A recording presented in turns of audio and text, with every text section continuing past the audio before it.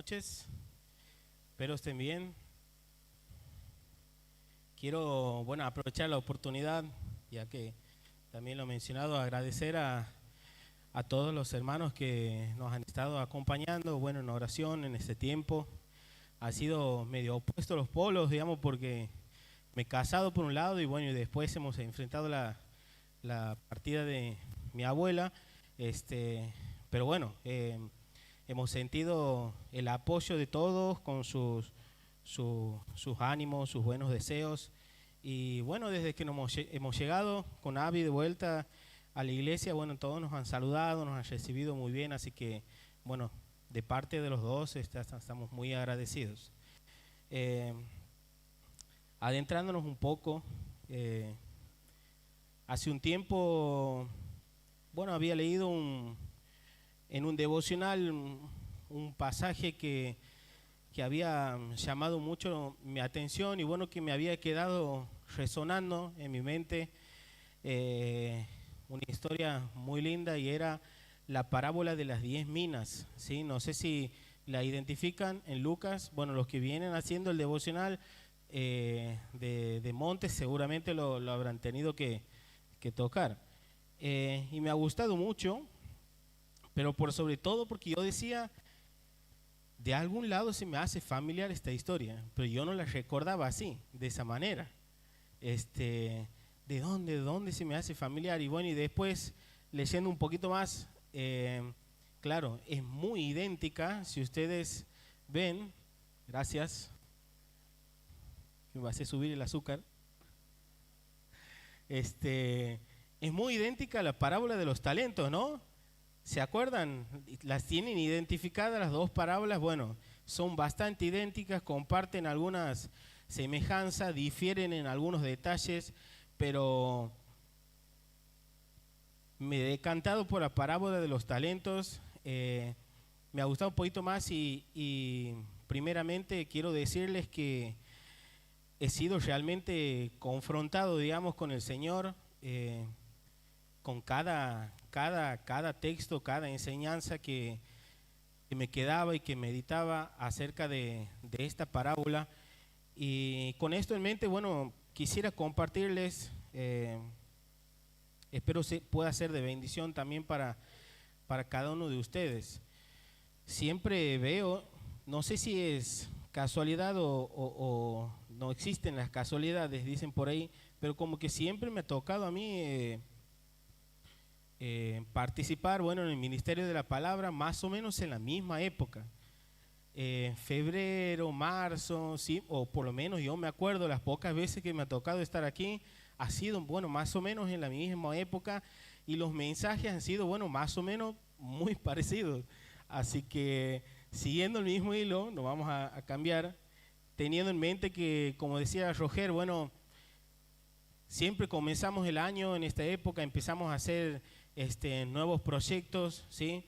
Planificamos nuestro año, nos ponemos objetivos, metas, tanto personales como espirituales, en los ministerios, en el trabajo, en el estudio. Siempre en esta época, ¿no?, donde uno empieza, y decir, voy a trazar el año, voy a tratar de llegar hasta aquel lugar.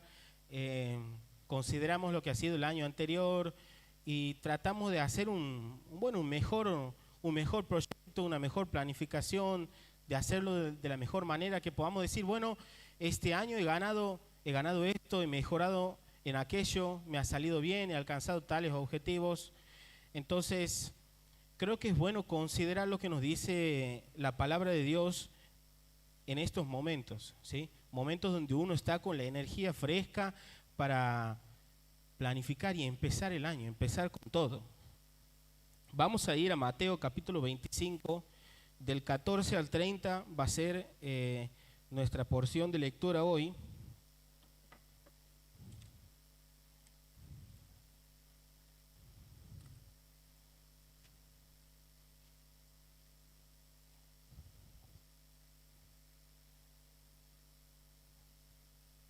Mateo 25, ¿sí? Pero antes de leer, vamos a encomendarnos al Señor en oración. Oramos.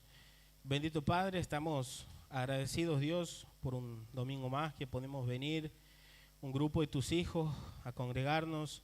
Gracias porque tenemos esta libertad de poder cantarte, de poder expresarte, Señor, nuestras alabanzas a través de la música.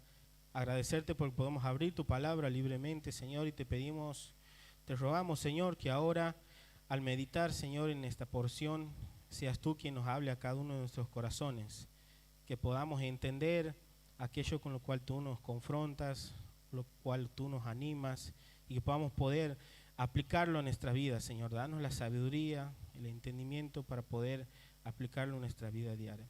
Bendice este tiempo, oramos en el nombre de Cristo Jesús. Amén. Vamos a ubicarnos en el pasaje 25, versículo 14. Leemos. Porque el reino de los cielos es como un hombre que, siéndose lejos, llamó a sus siervos y les entregó sus bienes. A uno dio 5 talentos, a otros 2 y a otro 1, a cada uno conforme a su capacidad, y luego se fue lejos. Versículo 16. Y el que había recibido 5 talentos fue y negoció con ellos y ganó otros 5 talentos. Asimismo, el que había recibido 2 ganó también otros 2. Pero el que había recibido 1 fue y cavó la tierra y escondió el dinero de su señor. Versículo 19. Después de mucho tiempo vino el señor de aquellos siervos y arregló cuentas con ellos. Y llegando el que había recibido 5 talentos, trajo otros 5 talentos, diciendo: Señor, 5 talentos me entregaste, aquí tienes, he ganado otros 5 talentos sobre ellos. Y su señor le dijo: bien, buen siervo y fiel, sobre poco has sido fiel, sobre mucho te pondré, entra en el gozo de tu señor. Versículo 22, llegando también el que había recibido 2 talentos, dijo: Señor, 2 talentos me entregaste, aquí tienes, he ganado otros 2 talentos sobre ellos. Su señor dijo: bien, buen siervo y fiel, sobre poco has sido fiel, sobre mucho te pondré, entra en el gozo de tu señor. Pero llegando también el que había recibido 1 talento, dijo: Señor, te conocía que eres hombre duro, que ciegas donde no sembraste y recoges donde no esparciste, por lo cual tuve miedo y fui y escondí tu talento en la tierra. Aquí tienes lo que es tuyo. Versículo 26, respondiendo su señor le dijo: siervo malo y negligente, sabías que ciego donde no sembré y que recojo donde no esparcí. Por tanto, debías haber dado mi dinero a los banqueros, y al venir yo hubiera recibido lo que es mío con los intereses. Quitadle pues el talento y dadlo al que tiene 10 talentos, porque al que tiene le será dado y tendrá más, y al que no tiene, aún lo que tiene le será quitado. Y al siervo inútil, echadle en las tinieblas de afuera, así será el lloro y crujir de dientes. Hasta aquí la porción de la palabra. Y para ir ubicándonos un poquito en contexto, por dónde viene esta historia, esta parábola. Ustedes saben que tocante a esta idea del reino de nuestro Señor Jesús, era como una idea sensible, digamos. Yo me acuerdo, ahora yo decía, va a ser fácil que nosotros nos pongamos en la piel de ellos porque políticamente hablando vivimos como tiempos sensibles, ¿no? Charlaba con uno de los hermanos tiempo atrás, me dice: sí, pero vos no has vivido lo que era la hiperinflación de Alfonsín. Bueno, algunos de aquí habrán estado, otros no lo hemos vivido, pero más o menos entendemos lo que son climas o contextos un poquito tensos políticamente hablando. Bueno, algo similar, ¿sí? Similar digo porque no rozaba por lo económico, digamos, sino que algo similar se vivía en la época tocante al reino y el pueblo de Israel. Bueno, los judíos, ellos esperaban, ¿sí?, con muchas ansias a su Mesías, a su libertador, esperaban con muchas ansias la promesa del rey que vendría a establecer el reino. Bueno, a raíz de ellos, de sus malas decisiones como pueblo, como nación a lo largo de la historia, han experimentado muchísimos cautiverios, eran sometidos a distintas culturas, eran como pueblos, eran subyugados a otros, y en ese momento, estaban bajo el dominio de los romanos. más o menos nos vamos ubicando, ¿no? Estaban bajo el dominio de los romanos y bueno, ellos como nación, como pueblo, eran subyugados a la cultura romana, ¿sí? Tributaban al César, se sometían a las normas de los romanos y tenían sus concesiones que le habían permitido el emperador de Roma. Entonces ellos esperaban con muchas ansias la aparición de ese Mesías del cual hablaba las Escrituras, ese rey, ese libertador que venga y que los libere como pueblo, que establezca el reino de los judíos, y los discípulos no eran la excepción. Bueno, se acordaron ustedes también cuando en un momento viene la madre de uno de los discípulos y le dice: Señor, bueno, palabras más, palabras menos, le dice: te pido por favor que cuando establezcas tu reino, por favor me le guardes ahí 2 lugarcitos a los chicos. Y cuentan las Escrituras que los demás discípulos, ¿qué sintieron? Dice que se enojaron, se habían enojado, pero nunca se ha puesto a pensar por qué se enojaron. Yo creo que ellos se enojaron porque no se les había ocurrido antes a ellos, ¿sí? Porque muy por dentro ellos también anhelaban lo mismo, deseaban lo mismo. Entonces, más o menos en ese contexto es donde se presenta esta cuestión acerca del reino. Y bueno, esta parábola en particular forma parte de una serie de 3 parábolas, ¿sí? No sé si se acuerdan la parábola anterior, parábola de las 10 vírgenes, ¿sí? Que habla, deja una enseñanza en realidad distinta, pero siguiendo el mismo hilo. Y bueno, nosotros vamos a adentrarnos en esta parábola y me gustaría a mí dividir en 3 momentos, ¿sí? Que nos identificar 3 momentos distintos de la parábola. Y si bien esta era una enseñanza que originalmente recibieron los judíos, vamos a trazar y vamos a ver que hay ciertas similitudes que las cuales nosotros podemos aplicarlas hoy en día y de la cual podemos, bueno, rescatar enseñanzas, tomarlas para nosotros y aplicarlas en nuestras vidas. En primer lugar, versículo 14 y versículo 15, ¿sí? El amo se va y encomienda los bienes a su siervo. Bueno, esta era una práctica no extraña para la época, ¿sí? Cuando el amo se iba a un viaje largo, bueno, encomendaba la administración de sus bienes a sus esclavos, a sus siervos de confianza. Y Jesús utiliza esta figura, digamos, en la cultura para dejar una enseñanza. Dice versículo 14: porque el reino de los cielos es como un hombre que, yéndose lejos, llamó a sus siervos y le entregó sus bienes, ¿sí? ¿Qué son los talentos? Bueno, pregunta que intentamos responder en primer lugar, ¿sí? Porque uno dice, bueno, los talentos, parábola de los talentos, y ahí nomás lo que automáticamente pensamos es que, bueno, se trata de alguna habilidad que nosotros podemos tener, de ciertas características que van por esos lados, pero no era así lo que tenían ellos en mente. Los talentos eran en realidad no una unidad de moneda, sino una unidad de peso, ¿sí? Y cuando repasaba esto, se me volvía, digamos, la mente, como que me caía la gota y yo decía, era un montón, porque un talento representaba aproximadamente entre 25, 26 a 30 kilos, ¿sí? Difiere entre las distintas opiniones de los eruditos, pero supongamos la mínima, 25 kilos de plata, 25 kilos, ¿sí? No he llegado a pesar mi plata, pero yo supongo que era mucho. Imagínense 25 kilos de dinero. Bueno, ese al que le dio un talento, después a uno repartió 5 talentos, ¿sí? Era bastante peso, era como el peso de uno de nosotros en dinero, en plata, ¿sí? Algunos, pero era mucho dinero, ¿sí? Y dice que le encomienda a su siervo. Bueno, hay aquí un comentario que me ha parecido propicio leerlo, acerca de un erudito en el tema, Alfred Edersheim, si alguno lo conoce, dice lo siguiente, y cito: no hemos de limitar esto a la administración de su palabra ni al santo ministerio, aunque estos haya que tenerlos a la vista de modo preeminente. Se refiere en general a todo lo que un hombre tiene y con lo que puede servir a Cristo.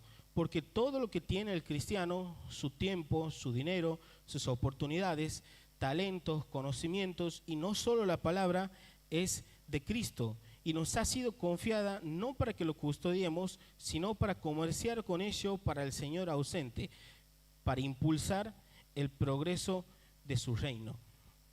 Bueno, sin escarbar mucho, tenemos ahí en puerta nuestra primera enseñanza, y bueno, que es que todo procede de Dios, hermanos. Todo procede del Señor. Dice Santiago capítulo 1, versículo 17, toda buena dádiva y todo don perfecto desciende de lo alto del Padre de las luces, en el cual no hay mudanza ni sombra de variación. El Señor, por medio de su Espíritu, ha dado dones a los suyos. 1 Corintios capítulo 12, versículo 11. Dice, pero todas estas cosas las hace uno y el mismo Espíritu, repartiendo a cada uno en particular como Él quiere. Y quiero enfatizar la palabra a cada uno, porque aquí viene lo siguiente: ningún siervo del Señor ha quedado sin recibir ningún don. Es decir, 1 Corintios 12, 7 también dice, pero a cada uno le es dada la manifestación del Espíritu para provechos. Todos tenemos al menos un don. ¿Me van siguiendo con los versículos o vamos muy rápido? Puede buscar.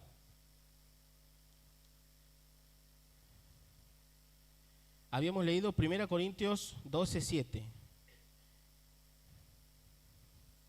Entonces, todos hemos recibido algún don, todos hemos recibido al menos la manifestación de la gracia de Dios en nuestras vidas. No hemos de limitar el significado de los talentos, sino que podemos decir que es la expresión de la gracia de Dios en nuestras vidas.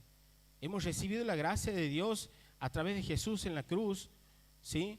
Hemos sido confrontados con el pecado, hemos sido sellados por el Espíritu Santo el día que hemos nacido de nuevo.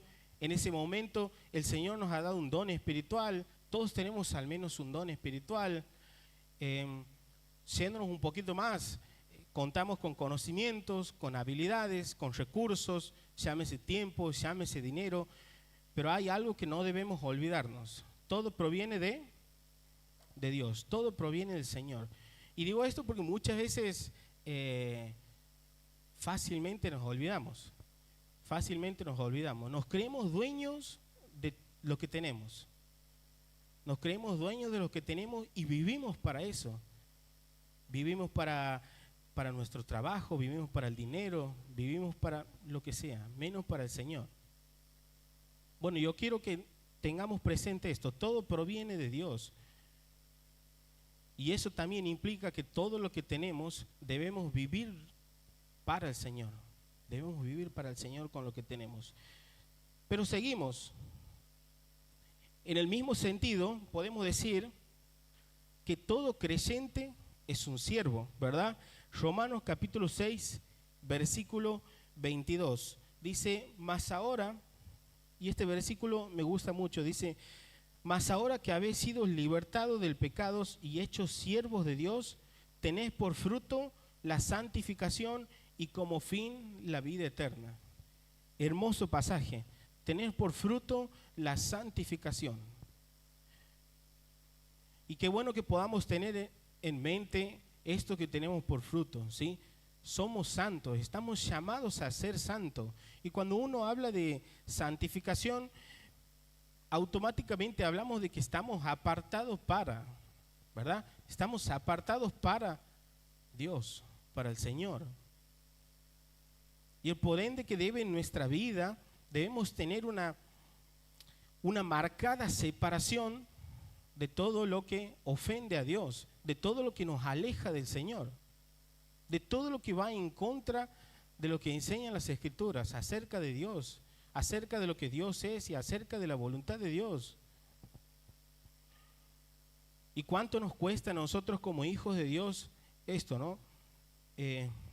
Pienso en por ahí, nos cuesta mucho marcar esta separación, nos cuesta mucho hacer patente la santificación en nuestras vidas, en el trabajo, en la escuela, en las universidades, en cualquier lado en donde nos manejemos. Y es una pregunta para autoevaluarnos a nosotros. ¿Tenemos esta diferencia, esta separación bien marcada en nuestras vidas? Bueno, sin duda es un punto a mejorar constantemente. Tienes por fruto la santificación y como fin la vida eterna. Seguimos. Luego dice, en Mateo, volviendo a la parábola, dice, y se fue lejos. Bueno, no es muy difícil hacer el paralelismo en la historia y poder identificar quién es el amo que se va lejos, ¿verdad? Todos los tenemos presentes y tenemos identificado a quién hacemos alusión cuando dice y se fue lejos. Sin duda, podemos identificar a nuestro Señor Jesús, ¿sí? Jesús se va, ¿verdad? Dice otro pasaje en la Biblia, Juan capítulo 14, versículo 1 y 4. No se turbe vuestro corazón, creéis en Dios, creed también en mí. En la casa de mi Padre muchas moradas hay. Si así no fuera, yo os lo hubiera dicho. Voy pues a preparar lugar para vosotros. Y si me fuere y os preparare el lugar, vendré otra vez y os tomaré a mí mismo, para que donde yo estoy, vosotros también estéis. Y sabéis a dónde voy y sabéis el camino. Bueno, nuestro Señor, hacemos alusión a esto en la parábola. El Señor se va, ¿verdad? Va a preparar lugar para nosotros, pero con la promesa de que va a regresará a tomarnos a nosotros. Otra cuestión importante es que, bueno, nadie conoce el día ni la hora en que el Señor va a regresar. Mateo 24, 36, pero el día y la hora nadie sabe, ni aun los ángeles de los cielos, sino solo mi Padre, ¿sí? Hasta aquí entonces podemos identificar el momento en el que este amo, esta persona, ¿sí?, entrega, ¿verdad?, sus bienes, entrega los talentos, los reparte a sus siervos, ¿sí?, y se va, ¿verdad?, con la promesa de que algún día va a volver. Pero vamos a avanzar, vamos a poner nuestra atención en los siervos y los talentos. Versículo 16 al 18, dice así: y el que había recibido 5 talentos y negoció con ellos y ganó otros 5. Asimismo, el que había recibido 2 ganó también otros 2. Pero el que había recibido 1 fue, cavó en la tierra y escondió el dinero de su señor. Bueno, podemos hacer aquí en esta porción de la Escritura una división entre los siervos, ¿sí? Tenemos los 2 siervos fieles, responsables, diligentes, sería la palabra, y por el otro lado tenemos el tercero, que es el siervo negligente, como dice, que cavó y escondió. Ahora, esto nos va a servir porque también podemos nosotros hacer un paréntesis y evaluar en dónde podríamos situarnos. Pero antes, vamos a leer Efesios capítulo 4, ¿sí?, versículo 1. Tocante a los siervos fieles, bueno, debemos entender que Dios ha equipado a su iglesia, ¿sí? Efesios 4 dice: y Él mismo constituyó a unos apóstoles, a otros profetas, a otros evangelistas, a otros pastores, a otros maestros, ¿a fin de qué? A fin de perfeccionar a los santos para la obra del ministerio, para la edificación del cuerpo de la iglesia, hasta que todos lleguemos a la unidad de la fe y al conocimiento del Hijo de Dios, a un varón perfecto, a la medida y a la estatura de la plenitud de Cristo. Segunda Pedro, capítulo 1, versículo 3. Y este pasaje me gusta, dice: como todas las cosas que pertenecen a la vida y a la piedad nos han sido dadas por su divino poder, mediante el conocimiento de aquel que nos llamó por su gloria y excelencia. Una de las cosas con las que quizás temamos, ¿sí?, en la iglesia, en el servicio, en el ministerio, bueno, es saber si estamos listos o no, es saber si estamos preparados o no, el saber si el Señor nos va a ayudar, no nos va a ayudar, si alguien nos va a capacitar, no nos va a capacitar, si podemos participar o no podemos participar. Bueno, es bueno que recordemos estos dos pasajes. En primer lugar, el Señor ha equipado su iglesia. Lo hemos leído anteriormente, todos tenemos al menos un don. Segunda Pedro me gusta porque dice, como todas las cosas que pertenecen a la vida y a la piedad, todo lo necesario, todo lo que puedo llegar a necesitar para vivir mi vida cristiana, para vivir mi vida de fe y para vivirla a la luz de las Escrituras y para vivirla de acuerdo con la voluntad de Dios y para glorificar a Dios con mi vida cristiana, nos ha sido dado por su divino poder. Todo lo que pertenece. De manera que, hermanos, no hay excusa válida que alguien pueda presentar y decir, yo no puedo tener una vida en santidad, yo no puedo tener una vida que glorifique a Dios, yo no puedo tener una relación intensa con el Señor. No hay excusa válida que usted pueda usar. Y miren, no es que es algo que lo estoy diciendo yo, lo dicen las Escrituras. Todo lo que pertenece a la vida nos ha sido dado por su divino poder mediante el conocimiento de aquel que nos llamó por su gloria y excelencia. En Cristo usted tiene lo necesario para vivir una vida que dé gloria y honra al Señor. En Efesios, todos tenemos al menos un don espiritual, todos hemos sido equipados, pero ¿equipados para qué? Tenemos un propósito: perfeccionar a los santos para la obra del ministerio, para la edificación del cuerpo que es la iglesia. Y esto es muy, muy importante tenerlo presente. En primer lugar, por la pregunta básica que podemos hacer. Bueno, ¿sabemos todos aquí qué don tenemos en el Señor? ¿Cuál ha sido el don que nos ha sido dado? Y en segundo lugar, bueno, ¿para qué está? La Biblia lo responde, es para edificar al cuerpo, para edificar a la iglesia. Y esto es importante, ¿por qué? Porque muchas veces en la iglesia reina por ahí la inactividad o la comodidad, ¿no? Bueno, ya lo va a hacer otro. Seguramente otro va a ofrendar, seguramente otro va a ir a limpiar, seguramente otro va a discipular, y viene alguien nuevo a la iglesia y bueno, seguramente alguien lo va a ir a predicar. Por ahí algún hermano está pasando dificultades y bueno, seguramente a alguien le va a escribir, a alguien lo va a ir a visitar, alguien le va a llevar un par de alimentos, alguien lo va a ayudar económicamente. Siempre alguien lo puede hacer, siempre es otro el que lo puede hacer.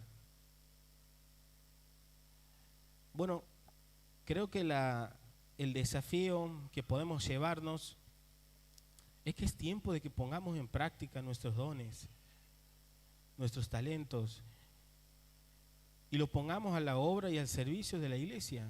Y si alguien, tengo que ser yo. De alguna manera yo puedo participar y bendecir a mis hermanos, puedo ayudarlos. No siempre tiene que ser alguien lo va a hacer, porque así todos pensamos alguien lo va a hacer, y al fin y al cabo nadie predica, nadie discipula, nadie enseña, nadie limpia, nadie ofrenda y no se hace nada. Es un encargo que tenemos. Avanzamos. Se ha ido rápido la hora. 1 Pedro, capítulo 4, versículo 10. Cada uno según el don que ha recibido, que dice, ministrelo a los otros como buenos administradores de la multiforme gracia de Dios. 1 Pedro, capítulo 4, versículo 11. El ejercicio de los dones glorifica a Dios. Cuando usted usa su don, lo que el Señor le ha dado para edificación de la iglesia, está glorificando a Dios. Si alguno habla, hable conforme a las palabras de Dios. Si alguno ministra, ministre conforme al poder que Dios da. Y puedes remarcar esta parte: para que en todo sea Dios glorificado por Jesucristo, a quien pertenecen la gloria y el imperio por los siglos de los siglos. Amén. No hay momento en que nosotros glorificamos a Dios que cuando ponemos la gracia de Dios al servicio de los hermanos, para edificación del cuerpo que es la iglesia. Avanzamos. Santiago capítulo 2. Bueno, y esto también va un poquito en relación con el siervo fiel. El verdadero creyente tiene una fe viva que produce obras. Santiago 2:17 dice, así también la fe, si no tiene obras, es muerta en sí misma. Dígame, ¿a quién yo voy a convencer y decir que yo soy un hijo de Dios si mi vida es un completo desastre? Si no muestro, si no evidencio frutos de una vida transformada, de un corazón transformado por Cristo. Y quiero hacer la diferencia aquí, marcar un paréntesis, porque se puede prestar a malos entendidos.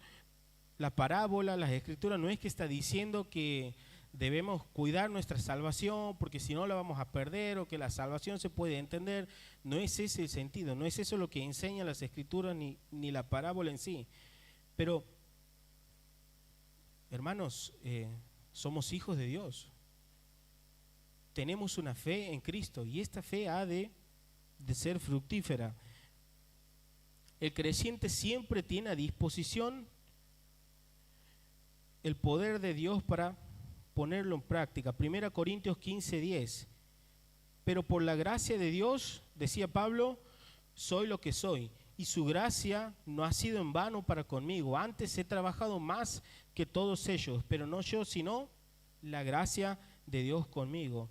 Pasaje muy famoso, Filipenses 4, versículo 13. Todo lo puedo en Cristo que me fortalece. Bueno, tocante a una vida fructífera, tocante a una vida a los pies de nuestro Dios, hermanos, no hay, no puedo, no hay excusa válida, ¿sí? El siervo diligente acumula tesoros en obras fructuosas. 2 Pedro capítulo 1 versículo 8. Porque si estas cosas están en vosotros y abundan, no os dejarán estar ociosos ni sin frutos en cuanto al conocimiento de nuestro Señor Jesucristo. Y ahí Pedro enumeraba una serie de virtudes y cualidades, ¿sí? Y que decía, estas cosas deben abundar en nuestras vidas. Y que si abundan en nuestras vidas, que dice, no os dejarán estar ociosos ni sin frutos. Y seguimos, el Señor no mira la cantidad total, y lo vemos en la parábola, sino la fidelidad de nosotros, la fidelidad en nuestro corazón. Versículo 23 de Mateo 25, el Señor le dijo, bien, buen siervo fiel, sobre poco has sido fiel, sobre mucho te pondré. Y esto, nótese que se lo dice a los dos. Los dos primeros siervos habían tenido ganancias distintas, uno más que el otro, pero el Señor le dice a los dos, bien, buen siervo y fiel, en lo poco has sido fiel, sobre mucho te pondré. Vamos a avanzar un poco y vamos a situarnos ahora en el siervo infiel. Mateo 25, 24, y es interesante lo que sucede aquí porque dice, pero llegando también el que había recibido un talento dijo al Señor, Señor, te conocía que eres hombre duro, que ciegas donde no sembraste y recoges donde no esparciste. Ahora, es una pregunta medio retórica. ¿Ustedes creen que él tenía un buen concepto acerca de su siervo? No. ¿Ustedes creen que es un buen concepto acerca de nuestro Dios, acerca de Cristo? No. Y aquí de entrada tenemos algo interesante. Dice, el siervo infiel tenía un triste concepto de Dios y cualidades cerradas. Si no conocemos a Dios, si no tenemos un concepto genuino de lo que es Dios, es difícil que podamos tener una vida correcta, una vida a la luz de la persona de Dios. Salmo 149, aquí el siervo decía, te conocía que eres hombre duro, que ciegas donde no sembraste. Salmo 145, 9. Bueno es Jehová para con todos, y sus misericordias sobre todas sus obras. 2 Corintios 9, 8. Poderoso Dios para hacer que abunden en vosotros toda gracia, a fin de que teniendo siempre todas las cosas, todo lo suficiente, abundéis para toda buena obra. 1 Juan capítulo 4, versículo 8. El que no ama no ha conocido a Dios, porque Dios es amor. Y fíjense ustedes que aquí estos versículos, y podríamos seguir leyendo más, hablan de cualidades de Dios casi totalmente opuestas a lo que tenía este siervo infiel. Y efectivamente un mal concepto de Dios nos hace obrar mal. Romanos capítulo 8, versículo 15. Pues no habéis recibido un espíritu de esclavitud para estar otra vez en temor, sino que habéis recibido un espíritu de adopción por el cual clamamos, Abba Padre. Hebreos 4, 16. Acerquémonos pues confiadamente al trono de la gracia para alcanzar misericordia y hallar gracia para el oportuno socorro. No queda otro remedio que acercarse a Dios. Acérquese a Dios, conozcamos a Dios. Conozcamos lo que Dios es. Dios es amor, Dios es misericordioso, Dios es generoso.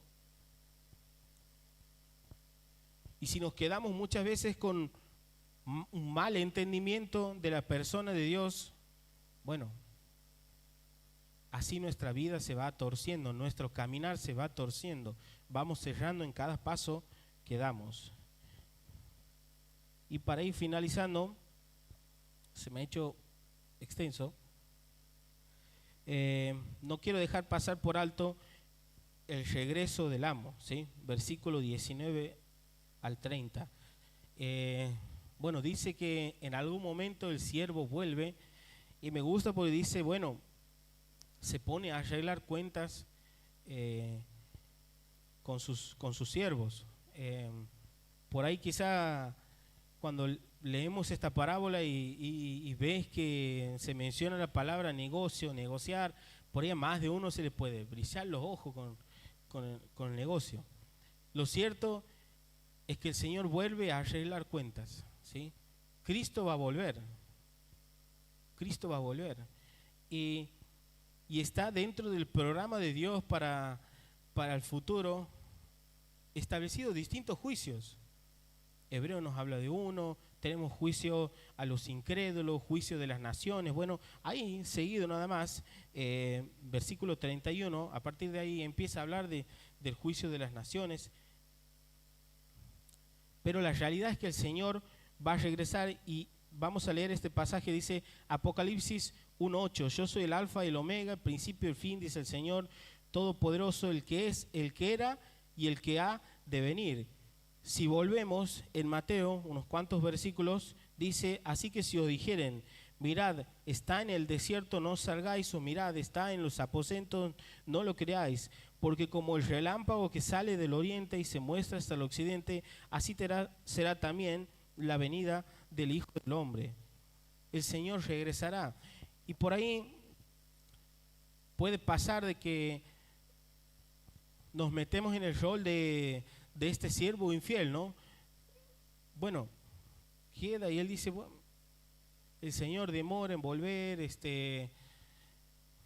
va a demorar un día más, tengo tiempo, no me preocupo, me relajo.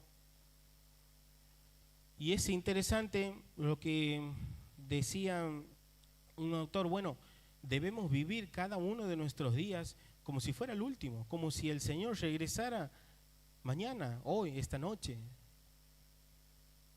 Debemos ser diligentes con la gracia de Dios que hemos recibido. El Señor va a ajustar cuenta. Las Escrituras enseñan acerca de distintos juicios. Mencionamos juicio a las naciones, juicio a Israel, a los incrédulos en el gran trono blanco, y nosotros sus hijos, ¿sí? A los creyentes también se les menciona, y menciona el tribunal de Cristo. Pero podemos descansar, ¿sí? Podemos descansar y estar tranquilos en la palabra de Dios.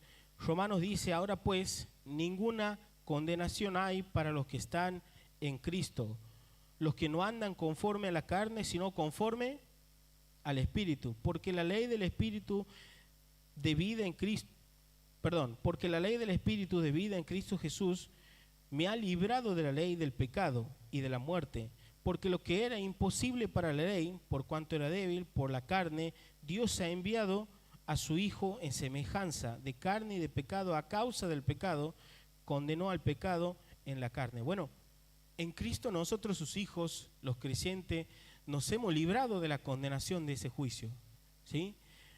Pero hemos de dar cuenta en el tribunal de Cristo de nuestras obras, 2 Corintios 5:10, porque es necesario que todos nosotros comparezcamos ante el tribunal de Cristo, para que cada uno reciba según lo que haya hecho mientras estaba en el cuerpo, sea bueno o sea malo.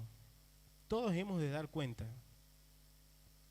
El Señor va a regresar, nos encontraremos con el Señor y hemos de dar cuenta de la gracia de Dios en nuestra vida. Hemos de dar cuenta de nuestros dones, hemos de dar cuenta de nuestro dinero, de nuestros recursos, de nuestras habilidades.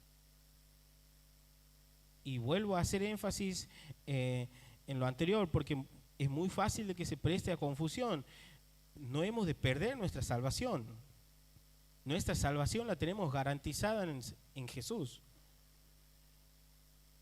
Pero si hay alguien aquí que tiene un concepto de, bueno, listo, el Señor me ha salvado, tengo la salvación de Jesús, puedo hacer de mi vida lo que a mí se me plazca, puedo hacer de mi tiempo, de mi dinero, de mis recursos, lo que se me ocurra, bueno, estamos equivocados. Porque no es ese el sentir, no es esa la idea, no es ese el concepto que enseña la Biblia.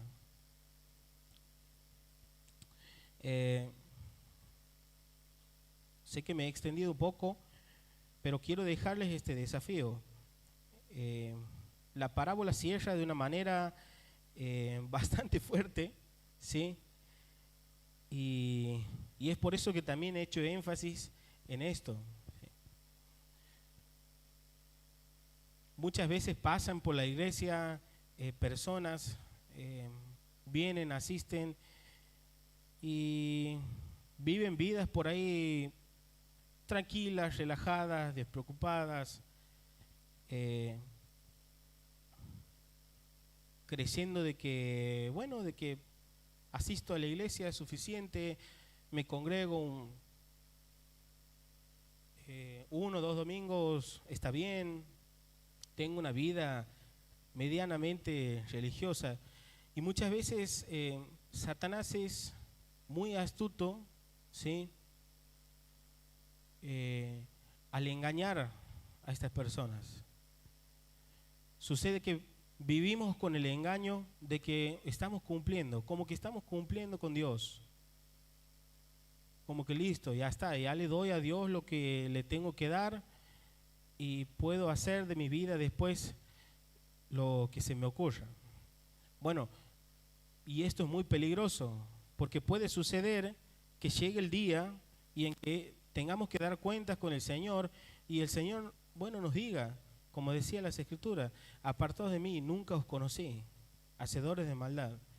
Y yo quiero que todos nos examinemos, nos evaluemos, porque nuestra vida, ¿sí?, ha de tener frutos. Los hijos de Dios han de manifestar frutos para la gloria de Dios.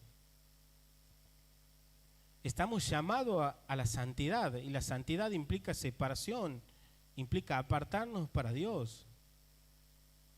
Y yo quiero dejar este desafío, bueno, con respecto a lo que resta del año, a cualquier proyecto que usted pueda tener, a cualquier plan que pueda tener. Mire, no se olvide que estamos llamados a la santidad, estamos llamados a tener vidas fructíferas. Nuestra fe se manifiesta en eso.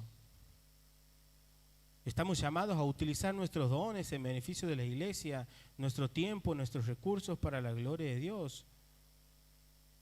Jesús lo dijo de otra manera a sus padres: ¿por qué me buscan? ¿No sabe que en los negocios de mi Padre me conviene estar? Y Pablo dijo como el otro lado de la moneda. No nos enredemos en los negocios de la vida. Tenemos los dos consejos. En los negocios de mi padre me conviene estar, y no te enredes en los negocios de la vida.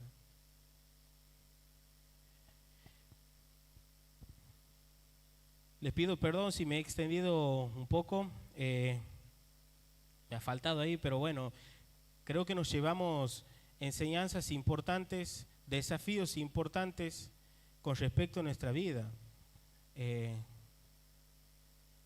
Características que resaltar de los 3 siervos es la fidelidad de los 2 primeros, la fidelidad con la que han trabajado una vez que recibieron los talentos de parte de su amo.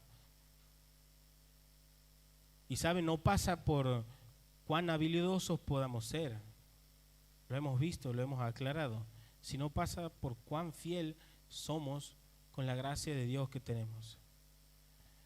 Terminamos orando.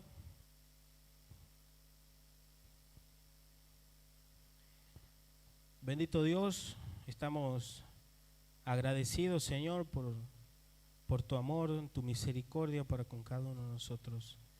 Gracias, Señor, porque tú enviaste a Jesús a morir en esa cruz, y es a través de esa muestra de amor tan grande, es a través de la cruz de Jesús en la cual nosotros hemos hallado salvación, hemos hallado una esperanza de vida eterna, Señor.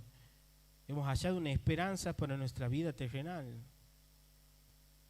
Gracias porque tú tienes un propósito para nuestras vidas, y sabemos que no hay mayor plenitud que andar en esos propósitos, que andar en tu voluntad, que hacer tu voluntad. Pero, Señor, también te pedimos perdón porque hay veces que nos enredamos en los negocios de la vida.